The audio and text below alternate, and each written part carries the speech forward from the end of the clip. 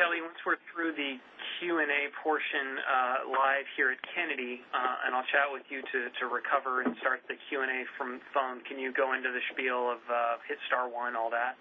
Yes, just let me know when you want to open it up for questions. Is that okay? Yeah, absolutely. Okay, and Elon is joined. Free conference. Yeah, Elon's on as well. Hold on, please.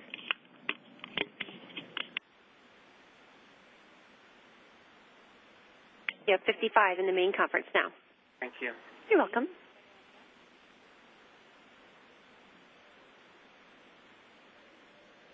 Elon, can you hear us here at KSC? Yeah, I can. Okay.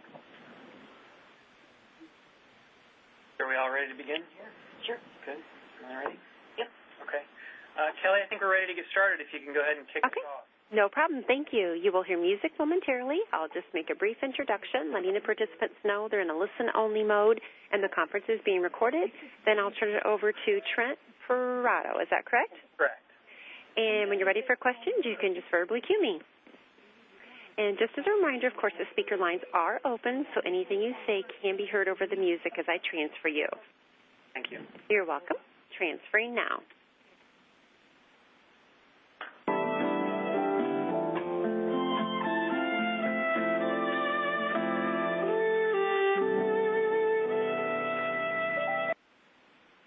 Welcome, and thank you for standing by. At this time, all participants are in a listen-only mode.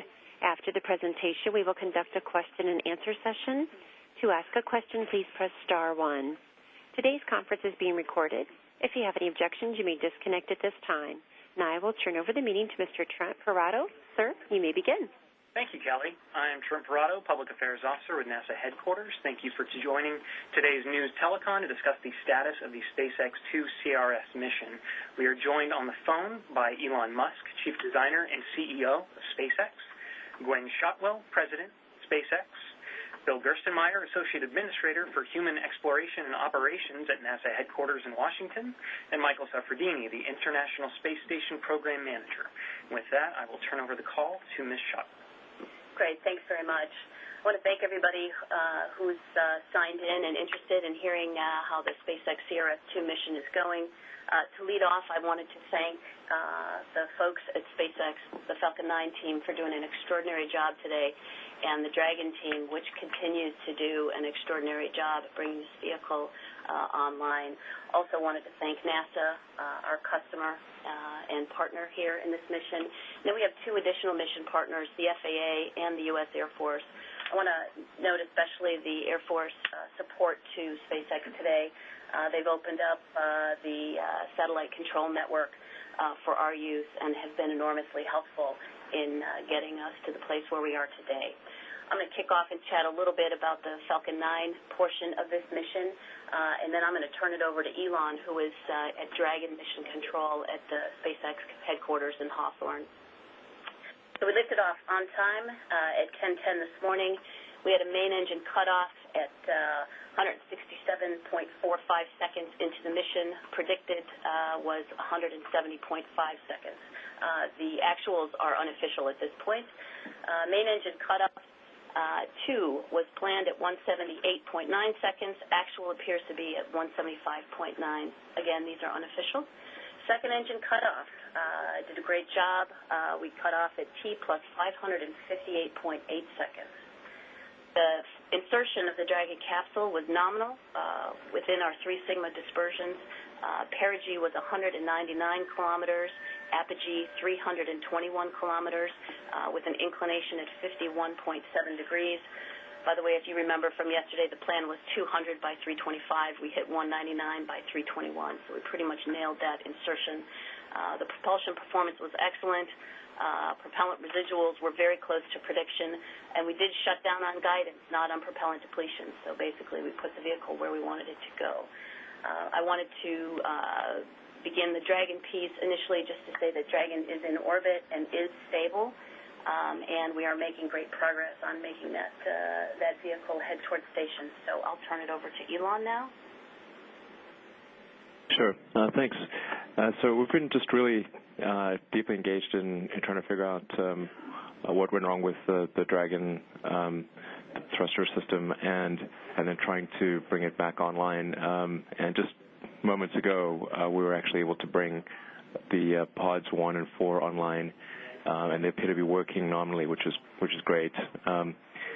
We're now trying to bring quads 2 and 3, or pods 2 and 3, online as well. They're actually also looking quite good. We want to make sure we've checked all the parameters and that things are really looking good before turning them on. But I'm optimistic that we'll be able to turn all 4 thruster pods on and restore full control. That's I'm cautiously optimistic about achieving that goal.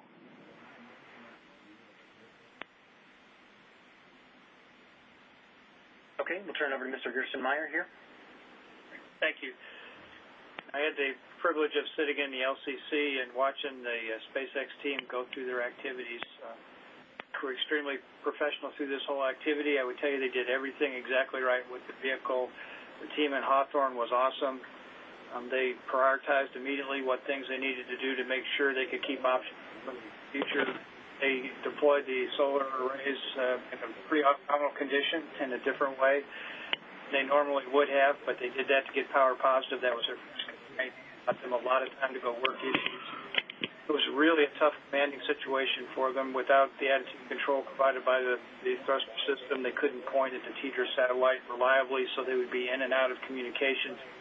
It made it extremely difficult for this to send the right command at the right time, get it in at the right window, but they did a phenomenal job of pulling that all together.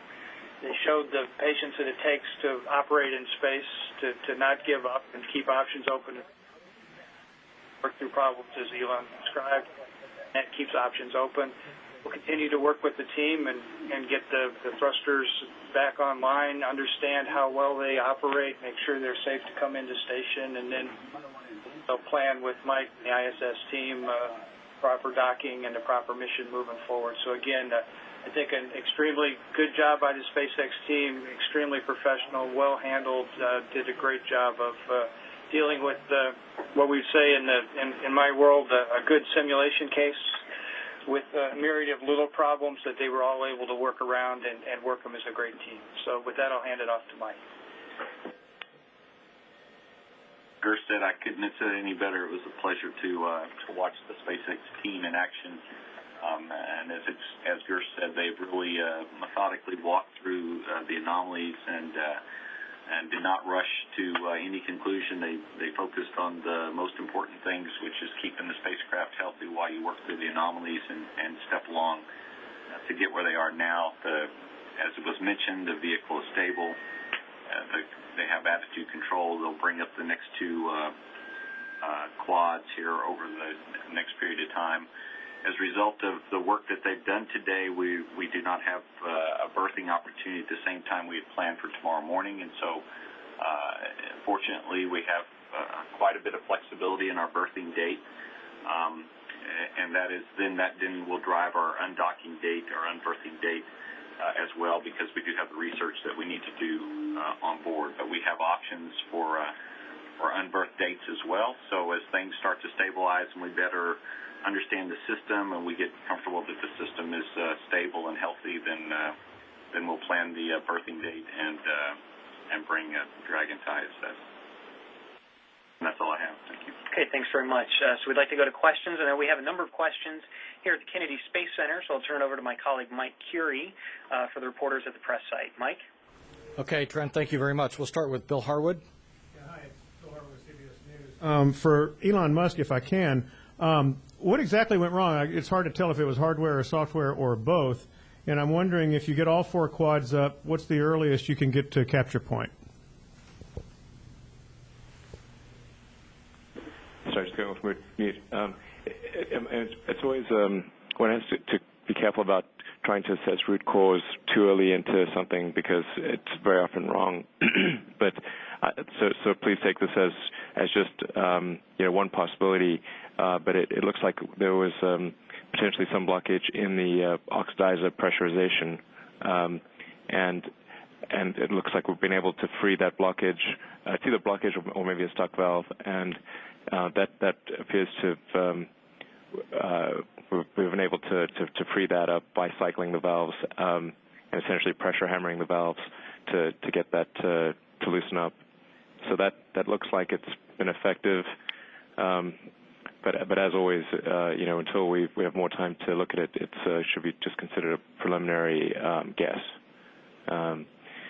And like I said, all of the oxidizer tanks are now holding the target pressure on all four pods, and that's some.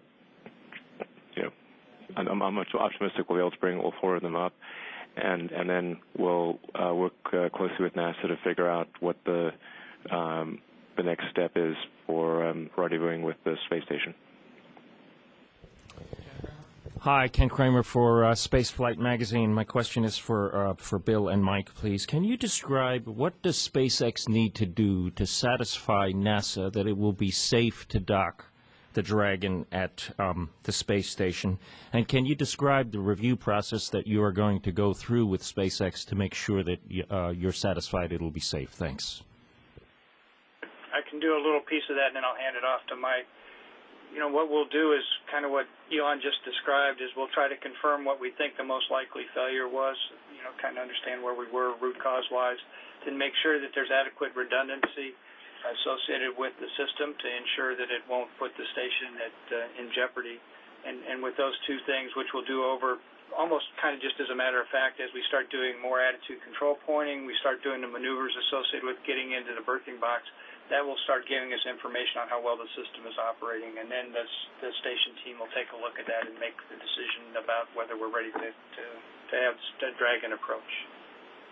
Yeah, and I'm not sure I can add much to that. We require 3 or 4 quads to operate around ISS, and it sounds like all 4 are up now. And so, as Gerst said, and Elon both, as we postulate the potential causes and look at the design of whatever the hardware is that is in question, potentially we'll be looking at some check valves. And we'll talk about together to see that once these check valves are operating, is there any reason to believe they would get stuck? And if they did, what would the result be? Because as you burn the prop, you get blowdown in the tanks, and so you have less need for the helium pressurization. So we'll walk through all that and convince ourselves the system will remain healthy with the redundancy required to approach ISS, and then we'll allow them to come to ISS. In the meanwhile, we'll plan for the next berthing opportunity and work towards that, assuming that all this data is successful. So we'll work them in parallel as the Dragon approaches, but before we enter the protected ellipsoid around ISS, we will have confirmed that we're comfortable with the final approach and berthing. Todd Halverson of Florida Today for, I guess one for Mike and one for Elon. Mike just indicated that all 4 pods were up and operating, and I thought earlier that you were still working on 1 and 3. And for Elon, I'm wondering how many thruster pods you need to operate in order to get to the space station. There's been some confusion about whether you need 2 or 3 pods active to actually berth at the station. So I'll answer first, Todd. While we've been sitting here since the time we started this telecon, the team is, of course, hopefully oblivious to the fact that we're here talking to you, and they continue to operate the spacecraft and recover it. And so we just got a note showing that they've recovered the other 2 quads. And yeah, actually, to be precise, with there's 2 elements